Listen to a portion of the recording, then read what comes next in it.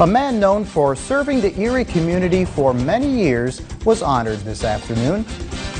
A grim milestone for the United States as the COVID-19 pandemic continues. Find out how the community is reacting to the upcoming closure of a local miniature golf course. In high definition from your news leader, this is Jet 24 Action News at 11. Tonight at 11, a pillar of the Erie community was honored today. A mural on East 12th Street depicting the life and legacy of Luther Manis Jr. was revealed to the public. The 92-year-old has a long list of accomplishments, including a 24-year military career. He served during the Vietnam War and earned a Bronze Star Medal. Later in life, he worked for the Erie School District as a counselor for 18 years. He also served the community in various board and committee positions. He had some sage life advice to give today. If you try to live by the golden word, your blessings will come sooner or later. And whenever they come, it's a blessing to be able to recognize that the blessing is there.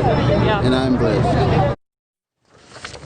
The project was started in mid-August by local artists Antonio Howard and Caesar Westbrook.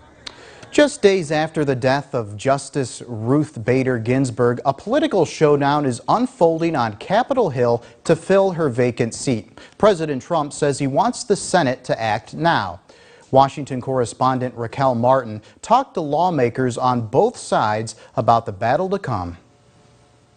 Every week is going to be tense. This probably heightens the blood pressure a little bit. In the wake of Justice Ruth Bader Ginsburg's death on Friday, Missouri Republican Senator Roy Blunt expects a battle to fill her now vacant seat. We will get to it before this Congress ends. Blunt says President Trump has a constitutional duty to nominate Ginsburg's replacement. And unlike in 2016, he sees no reason for delay. The Senate and the White House are now under the control of the same party. It would be almost political and governmental malpractice if Republicans decided we're going to unilaterally disarm here. So far, only 2 Republicans say the winner of the next election should pick the next Supreme Court justice, but Democrats will need 2 more to block the nomination. The hope is that cooler heads will prevail. Democrats like Congressman Dan Kildee and presidential nominee Joe Biden are calling on those senators to give voters the chance to weigh in. Please follow your conscience. We can't keep rewriting history. And on ABC, Speaker Nancy Pelosi wouldn't rule out a new impeachment of President Trump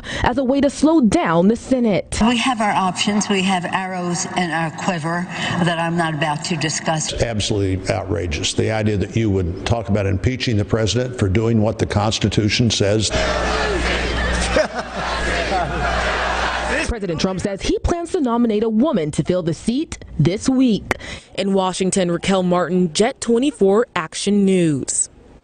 As the U.S. reaches a grim milestone in the coronavirus pandemic, there was a somber tribute at the National Cathedral to the lives lost. Here's ABC's Andrew Dimbert with the story.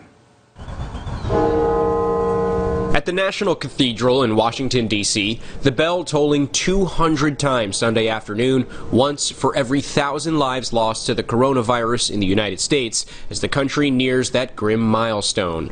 President Trump offering an ambitious timeline for a vaccine. Hundreds of millions of doses will be available every month, and we expect to have enough vaccines for every American by April. Saying his administration will begin distributing the vaccine within 24 hours of its approval, but many may not want it. A new ABC News Ipsos poll showed 53% of Americans surveyed have no confidence at all in President Trump to confirm the safety and effectiveness of a potential coronavirus vaccine. Meanwhile, schools and universities continue to struggle with getting students back to class safely. Parents in Massachusetts furious after a student who tested positive for COVID-19 returned to school. This one was an egregious violation of the rules. 30 other students from the school now quarantined. Like, it's just really frustrating. I feel like I'm threatening my family's health. In Utah, which just recorded a new record daily case total, one high school reporting 40 positive cases, 500 students in quarantine. The American Academy of Pediatrics now with new guidance recommending in part student athletes who show COVID symptoms get an electrocardiogram to determine heart health before being cleared to play. And as Hawaii prepares to reopen to visitors, residents are frustrated with confusing COVID-19 restrictions that have resulted in police issuing 10,000 citations in 1 week. I've received complaints from even lawyers who couldn't understand what they were allowed to do and what they were prohibited from doing. Andrew Dimbert, ABC News, Washington. Here are the latest COVID-19 numbers for the state, Erie County, and surrounding regions. The Pennsylvania Department of Health reporting 733 additional positive COVID-19 cases today, bringing the statewide total to over 150,000. There were 25 new deaths reported. In Erie County, the state is reporting 16 new cases of COVID-19, bringing the total to 1,475 cases. The number of deaths remains at 48. Crawford County reporting 291 cases today, with an increase of 3. Warren County holding at 42 cases. Chautauqua County reporting 602 cases, and Ashtabula County reports 643 cases, up 2.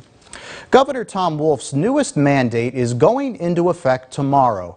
Now, this allows Pennsylvania restaurants and bars to extend their indoor capacity to 50%. The new mandate also requires all establishments to stop liquor sales at 11 p.m. instead of 10 p.m. One local restaurant owner says she doesn't think these regulations will change the amount of business the establishment sees. However, it may affect business on game days.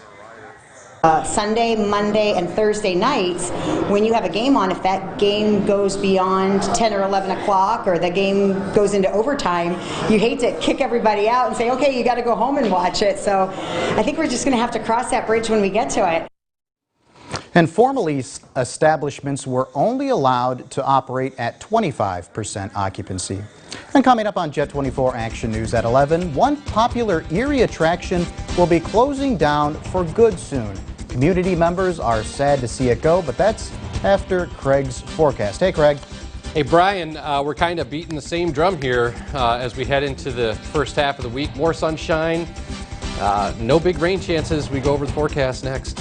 From your news leader, you're watching Brian Wilk, meteorologist Craig Flint, and Mike Fenner.